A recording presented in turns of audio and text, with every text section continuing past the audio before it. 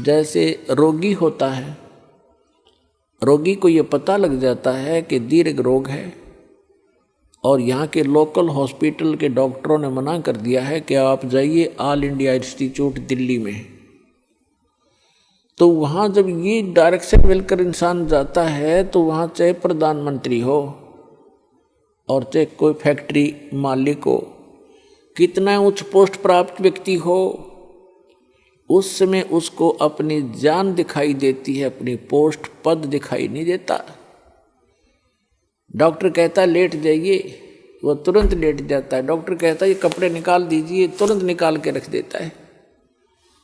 उस समय उसके नखरे खत्म हो जाते हैं और तभी वो उपचार प्राप्त करता है।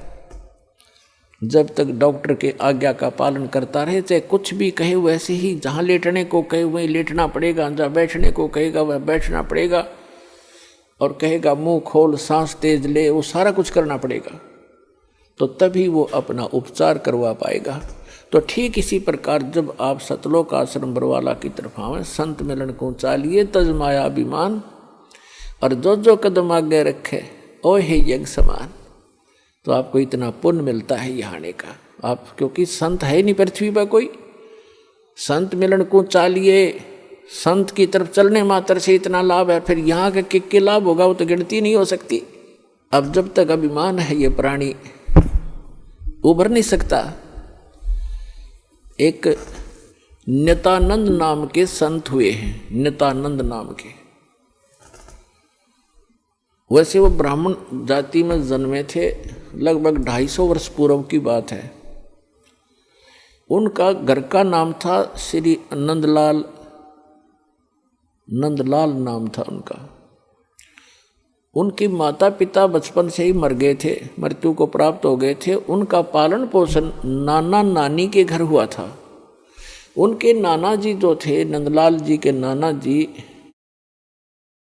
नारनौल के नवाब के यहाँ एक उच्च पोस्ट प्राप्त थे। और जब ये नंदलाल जी युवा हुए, ब्राह्मण कुल में थे ये,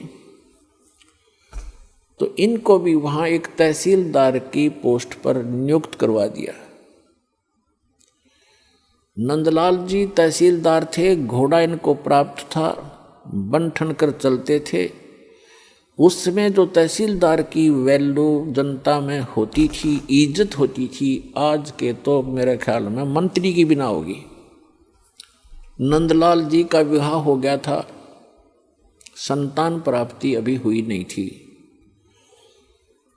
अब कहते हैं ना जाने कब भाग्य उदय हो जाता है प्राणी का। एक दिन नंदलाल जी अपने महल के, अपने मकान के छत पर, गर्मियों के समय में छत पर टहल रहा था। रात्रि में नींद आई नहीं, और उसने क्या देखा कि कहीं थोड़ी सी दूरी पर रात्रि के समय किसी के घर पे कोई संत आए हुए हैं और परमात्मा की कथा सुना रहे हैं, सत्संग कर रहे हैं। अपन आत्माओं पिछले जब से होते हैं पूर्ण हंस मुराद, ये पिछले संस्कार होते हैं जो आदमी परमात्मा की तरफ आत्मा आकर्षित होती है। उसने सारी रात सत्संग सुना, नींद और खत्म होगी। कुछ तो परमात्मा की दया उस पर हुई कि वैसे नेचुरल नहीं आई नींद, और वो ज्ञान सुना, वो सत्संग सुना कि मनुष्य जीवन किस लिए प्राप्त होता है, इसको हम कैसे व्यर्थ कर रहे हैं। चाहे प्रधानमंत्री बन जा, यदि भक्ति नहीं है तो व्यर्थ है ये जीवन इसका। अगम निगम को खोज ले बुद्धि विवेक विचार, उदय अस्त का राज मिले तो बिन नाम बेगार। सत्संग के अंदर ये ज्ञान कराया जाता है कि जैसे कोई भी राजा बना है तो अपने पुण्य कर्मों से बना है, और भक्ति नहीं करता वो प्राणी अपने पुण्यों को, जो पूर्व जन्म के संग्रहित पुण्य हैं, उसके भाग्य में डिपॉजिट करके भेज रखा भगवान ने, उनको नाश ही कर रहा है, उनको खर्च रहा है। वो अब भविष्य की कमाई नहीं कर रहा है, भविष्य के लिए कुछ आगे का डिपॉजिट नहीं कर पा रहा है, केवल खर्च ही कर रहा है। परमात्मा क्या बताते हैं, अगम निगम को खोज ले बुद्धि विवेक विचार, उदय अस्त का राज मिले तो बिन नाम बेगार। पुराने समय की बात है, अब बातें याद आती हो पिछली कथाएं। एक 3 व्हीलर वाला था, बड़ा 3 व्हीलर जो पहले पेट्रोल के चले थे, हमारे गांव से और लाखन माजरा एक गांव है वहां तक 3 व्हीलर चला करते थे 2। उनमें से एक नहीं आया। एक दिन दूसरे ने पूछा कि कल क्या कारण हुआ, पहुंचे नहीं। तो उस 3 व्हीलर वाले ने बताया कि कल मैं बेगार में फंस गया था। बेगार क्या होती थी कि पहले पुलिस वालों के पास ये मोटर गाड़ियां नहीं होती थी। वो किसी भी जीप वाले को या किसी टेम्पू वाले को, उस 3 व्हीलर वाले को या 4 व्हीलर वाले को सामने खड़ा कर लेते थे थाने के आगे।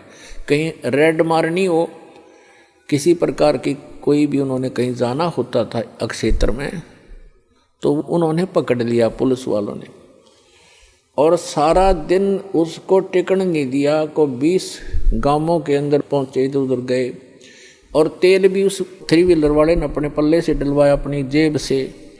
तेल भी उसने अपनी जेब से डलवाया, और सारा दिन मनमाने 200 से 300 किलोमीटर का क्षेत्र तय कर दिया। आम आदमी तेनों दिखा जानो बड़ा स्पीड से चल रहा, बड़ी कमाई कर रहा होगा, कर रहा था अपने ही पल्ले से खर्च कर रहा था। तेल का भी कमाई तो थी नहीं उस दिन। तो उसको बिगाड़ बताते हैं। तो 3 व्हीलर वाले ने बताया कि मैं ऐसे ऐसे कल पुलिस का फंस गया था बिगाड़ में, और 200 रुपये का पेट्रोल अपनी जेब तक फूंक का आया। कल कुछ चवन्नी मिली नहीं। उस समय के 200 रुपये आज के 20,000 रुपये, इतना वो खर्च हुआ उसका। तो पुण्यात्माओं, जो आज कोई भी उच्च पोस्ट प्राप्त है, कोई डॉक्टर है, इंजीनियर है, चीफ इंजीनियर है, IPS है, IAS है, जज लगे हैं, मंत्री हैं, मुख्यमंत्री हैं, प्रधानमंत्री हैं, या MLA MP बने हैं, या अन्य कोई अच्छे व्यावसायिक व्यक्ति हैं, धनी हैं, तो वो क्या करते हैं, जैसे परमात्मा उनके लिए बताता है कि अगम निगम को खोज ले, भविष्य के बारे में कुछ सोच और बुद्धि विवेक विचार। उदय अस्त का राज मिले तो बिन नाम बेगारे। पूरी पृथ्वी का यदि राजा हो, और तो छोड़ो सारे छोटे मोटे शासकों को, कहते हैं पूरी पृथ्वी का राजा हो और उसके पास ये सत्य भक्ति ना हो, अब उसकी चहल पहल न देखे, तो आदमी ने सोचा इस जैसा सुखी नहीं रही तो बड़ा ठाठ कर रहा है। और ठाठ तो कर रहा है, लेकिन अपने जीवन को 12 बाट कर रहा है। पिछले जन्म के पुण्यों को अपने ही पल्ले से खर्च कर रहा हो चक्रवर्ती राजा बनकर, और भविष्य की कमाई उसकी बन नहीं रही, क्योंकि वो बेगार कर रहा है। बेगार तो बेगार वाले की इनकम नहीं होती, पर स्पीड पूरी होती है। राजा का पूछकर एक छोटी सी स्टेट के चीफ मिनिस्टर का शेड्यूल पूछ लो, जिनका कितना का होता है। 6 तो मीटिंग अटेंड करेगा, फिर कोई MLA भागने को हो रहा है, उसकी चिंता में टेंशन में फ़ोन पर फ़ोन करेगा, और फिर इसी व्यवस्था में पूर्व जन्म के पुण्यों को नाश करके और हाथ झाड़ के चला जाता है। परमात्मा बताते हैं कि क्या मांगो कुछ थिर ना रहाई, और देखत नैन चला जग जाई। 1 लख पूत 1.25 लाख नाती, उस रावण के दीवान बाती। और कहते हैं कहे कबीर अंत की बारी, जैसे हाथ झाड़ कर चला जुआरी। ये प्राणी ऐसे जाता है जो सतभक्ति नहीं करता, केवल इस राजपाट या इस संसार के झूठे ठाठ को ही संग्रहित करने में लगा रहता है। जैसे जुए में हारा हुआ जुआरी हाथ मसलता जाता है, खाली हाथ जाता है, रोता पीटता जाता है।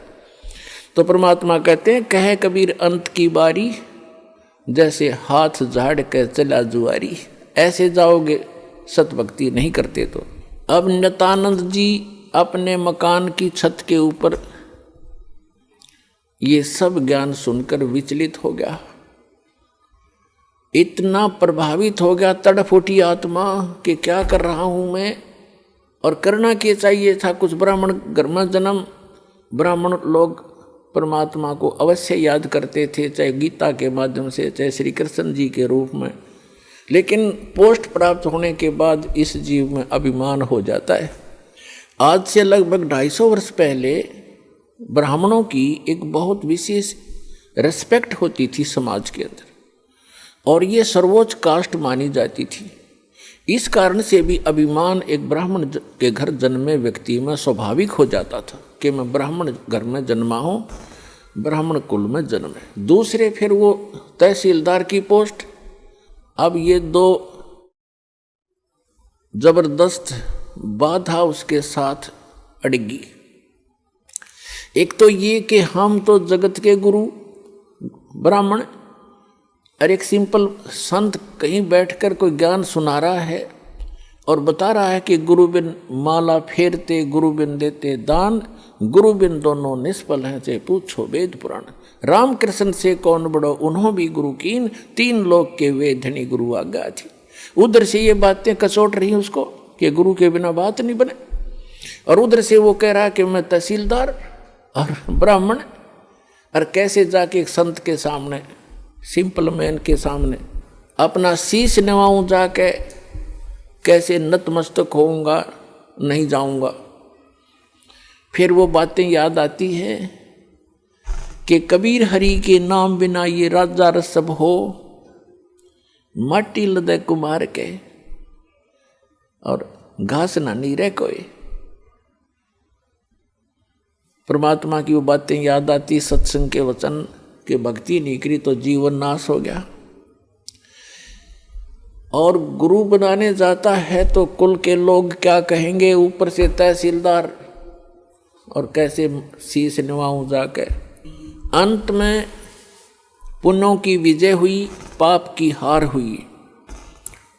उसके पुण्यों ने प्रभाव डाला, उसको सद्बुद्धि आई कि यहाँ किसी के घर में संत आएगा तो नाम नहीं लूँगा।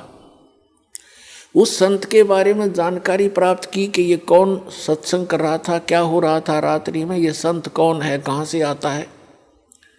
उसका पता चला कि नारनौल से 2 किलोमीटर की दूरी पर बाहर बनी में जंगल में इनका आश्रम है।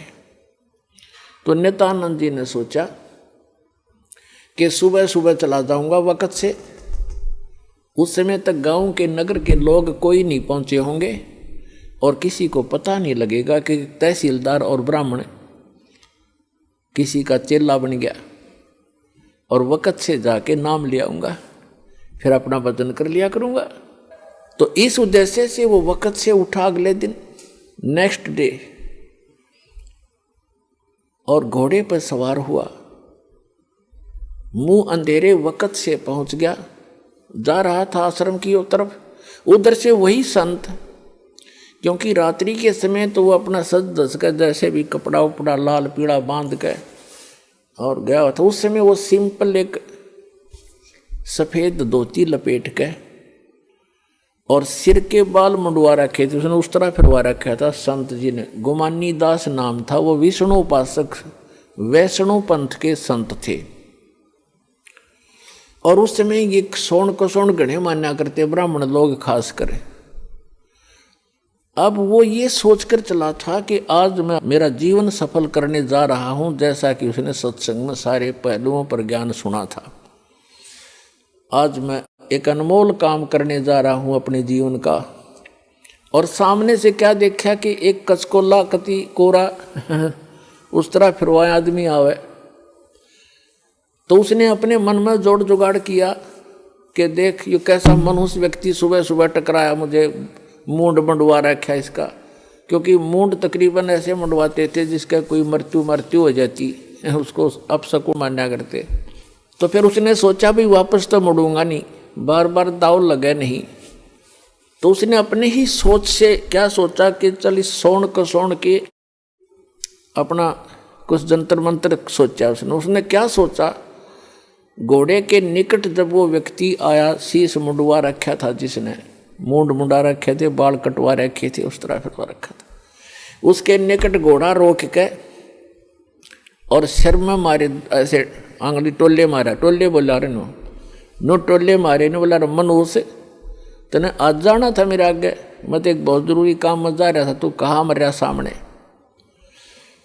अब वो संत उसके मुंह की तरफ देखे कि दिखे था सज्जन आदमी, और यू करे मेरे गल बकवाद, क्या करा इसने, बता शर्म टोले मारे मेरा। क्या बोला भाई, संतों के साथ तो एक दो रोज खसनिए आया करें जंगल में।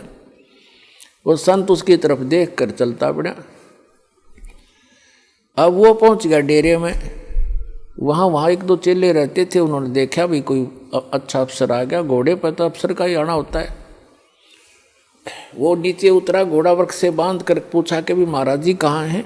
उन भक्तों ने कहा जी आ जाओ बैठो, वहाँ बिछा दिया जैसा भी बिछोना होता है आश्रम के अंदर, अभी आने वाले हैं, स्नान करके घूम फिर के आएंगे। अच्छा, वो बैठ गया। अब संत जी घूमने गए थे, इस साइड से आगे दूसरी साइड से घूम कर नहा धो के, और वो आकर बैठे, निवासन था सामने, और सामने वो बैठा नित्यानंद कति। अब उनकी हुई आंख चार दोनों की। संत ने देखा ये तो घोड़े वाला वो ही है भाई जो मेरा टोले मार के गया था सिर में। अब नित्यानंद जी ने देखा ये तो महात्मा था वही जिसको मैंने रास्ते में छेड़ दिया था। अब नित्यानंद जी शर्मिंदा हो गया, नीचे न गर्दन होगी नो, ऊपर ने नाड़ करी नहीं, क्योंकि पुण्यात्मा थे।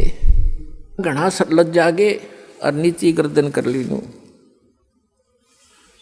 और चरणों में गिर गए। तो संत जी कहने लगे कि भाई देखो बच्चों, यदि कोई कुम्हार से गढ़ा लेने जाता है मटका, तो उसको ऐसे टोले मार मार देखता है खरा है खोटा। तो भाई तुमने गुरुजी को टोले मार के परख लिया, कोई बुरी बात नहीं बेटा,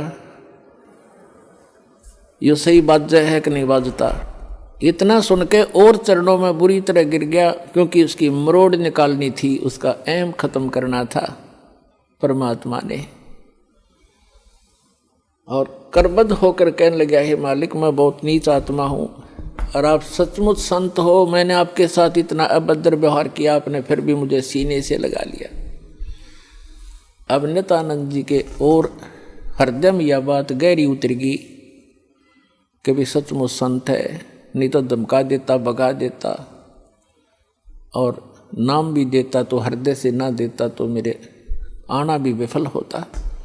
तो संत ने कोई दुख नहीं माना, कोई बात नहीं बेटा, आपका उद्देश्य गलत नहीं था, मैं समझ गया था। जब तुझे यहाँ देखा तो मुझे आइडिया लगा लिया ये आदमी नेक है, ये कह ये रहा था कि मैं जा रहा हूँ शुभ काम के लिए, तू आगे काम मर गया।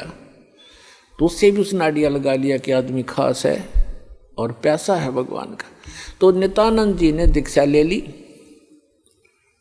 और दीक्षा लेकर के फिर उसकी पत्नी ने विरोध शुरू कर दिया। इतना विरोध कर दिया कि उसको ये डर हो जाता है इन बहनों को अज्ञान के कारण कि कहीं ये घर ना छोड़ दे। लेकिन साधु संत जो होते हैं वो घर छोड़ने की नहीं कहते, और जो बुराई छोड़कर भक्ति करने को कहते हैं। लेकिन उसको जैसे भी आसपास की औरतों ने भी पट्टी पढ़ा दी, ये तो बाबा बनेगा, ये तो घर छोड़ देगा, इतनी भक्ति करता है, रोज आश्रम में जाने लग गया। तो उसने उसके गुरुजी को भी अभद्र व्यवहार कर दिया उसकी पत्नी ने। तो उसने नित्यानंद जी ने देख लिया एक दिन, तो उसने प्रार्थना करी, परमात्मा या तो ये मार्ग नहीं याद दिलाना था ठीक से, अपने डले ढो रहा था, कर्म फोड़ रहा था, फोड़ लेता। और हे परमात्मा भी अब बात बन के खड़ी होगी, या तो इसने सद्बुद्धि दो, ना इसकी माटी सुंगवा लो परमात्मा, या तो इसको सद्बुद्धि दो कि ये भी मेरा साथ दे, भक्ति करे, अपना कल्याण करवा ले, और नहीं तो दाता इसने वापस ले लो, तेरी आत्मा ने, मुझे जरूरत नहीं संसार की। कुछ दिनों के बाद क्या हुआ, 5-6 महीने के अंदर उसकी पत्नी बीमार हुई, मृत्यु को प्राप्त होगी, उसने घर त्याग दिया। और यहाँ हरियाणा के अंदर एक जटेला जोड़ है, 4-5 गांवों की सीमा का ज्वाइंट है, इकट्ठा के वहाँ जंक्शन है। वहाँ एक बड़ा जंगल सा था, उसमें रहने लग गया।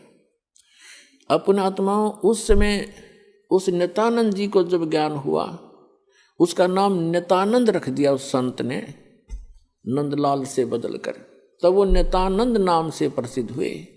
तो नित्यानंद जी ने फिर क्या कहा है कि ब्राह्मण कुल में जन्म था, मैं करता बहुत मरोड़, और गुरु गुमानी दास ने दिया कोबद गढ़ तोड़।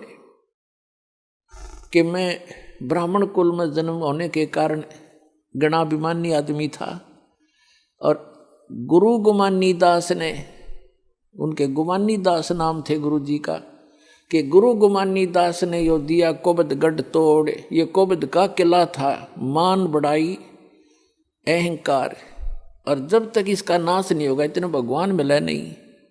सिर सौंप्या गुरुदेव को, सफल हुआ ये शीश, नित्यानंद इस शीश पर आप बसे जगदीश। अब क्या बताते हैं, नित्यानंद जी कहते हैं सिर सौंप्या गुरुदेव को और सफल हुआ ये शीश, नित्यानंद इस शीश पर आप बसे जगदीश।